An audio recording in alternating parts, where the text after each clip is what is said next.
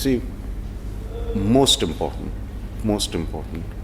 there are certain families who will be able to accept spiritual language. Okay? There are certain families who are not, they don't have a bent towards spirituality. So every time when we are dealing with someone who is in pain, someone who is trying to deal with the death of a child or the death of a loved one, we need to put ourselves in their shoe and first find out that, am I ready to hear spiritual stuff, or do I want something practical to be spoken to me?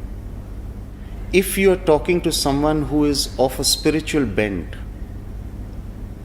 my answer would be, do you believe you are the body or you are the spirit in the body?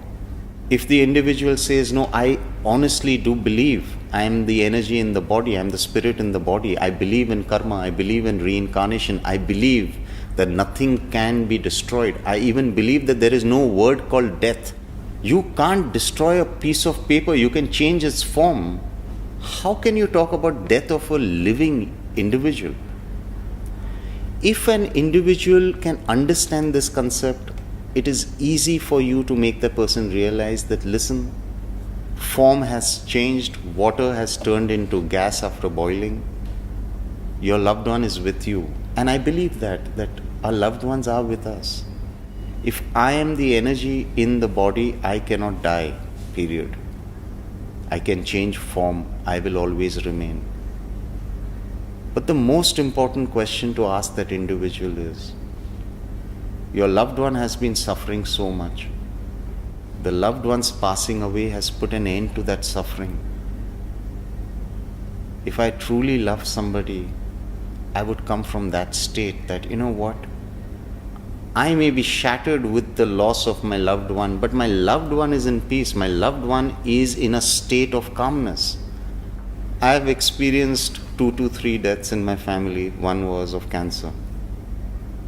And all I prayed to Baba was, for my own mother, that either let her live in the body with dignity or take her away with dignity. I stood there helpless seeing her pain, and I could do nothing. All my spirituality could do nothing. I could not tell her, Mom, you're not the body.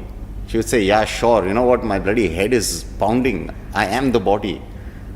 That time spirituality does not work. The only thing I could pray to Baba is, either give her the strength and wisdom to go through this calmly or take her away with dignity. If you love someone, you are going to come from that individual's largest well-being.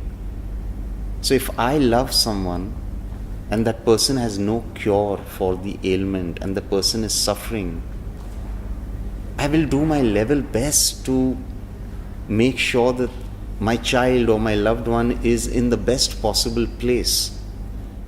But when that loved one passes away, I think I will thank my master that thank you for putting an end to this child's suffering. No matter how much my heart may be bleeding and how badly my entire being is cut up, missing my child, missing my loved one, I wouldn't want to see my loved one dying every moment with pain. A parent crippled on bed with no dignity. I don't think I would want that for mine. So even death can have its own dignity. Even death can have its own release. I know it is difficult, when you lost a child, who are we bullshitting? It is horribly difficult.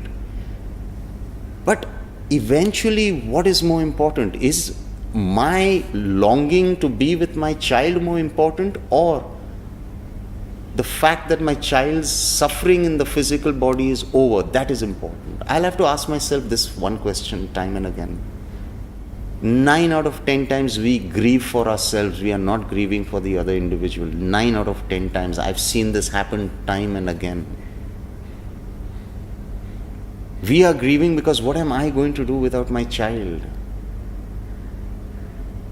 But your child has gone through so much suffering, and there was no scope of a cure. So I believe one thing, there are no easy answers to this. It is an individual's journey. But Whether you're spiritual, whether you're an atheist, if you don't operate from the state of centeredness and you don't operate from the state of the child's greatest well-being, you're always going to be knotted, you're always going to be negative, you're always going to be bitter.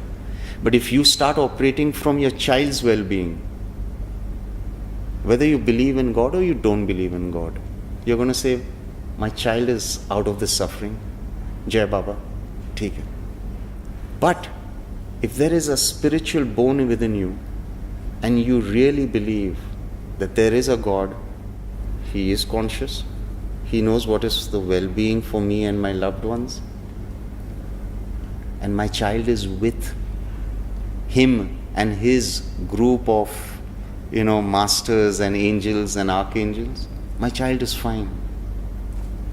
Also, I am not the body. I am not the body. That is important. I am the energy in the body, and the energy can never die. Those people who are calm can feel their loved ones near them when they are passed over. Those people who are agitated will never feel them. Why? Because when you are in the state of calmness, you go back to the divine silence. And when you are in divine silence, you can connect with anything you want. That is how the masters connected. That is how the masters perform their miracles. It is through divine silence.